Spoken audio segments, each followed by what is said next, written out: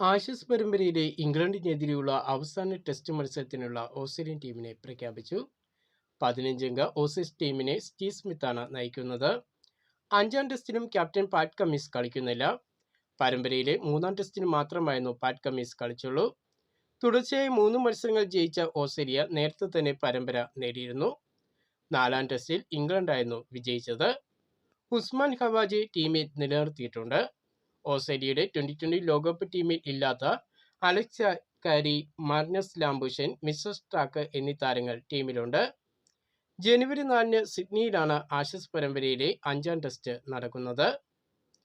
5-ാം test ആരംഭിക്കും മുമ്പ് തന്നെ ഓസ്ട്രേലിയൻ താരം ഉസ്മാൻ ഖവാജയോട് ടെസ്റ്റ് ക്രിക്കറ്റിൽ നിന്ന് വിരമിക്കാൻ ആവശ്യപ്പെട്ടിരിക്കുകയാണ് മുൻ ഇംഗ്ലണ്ട് താരമായ മൈക്കൽ വോൺ.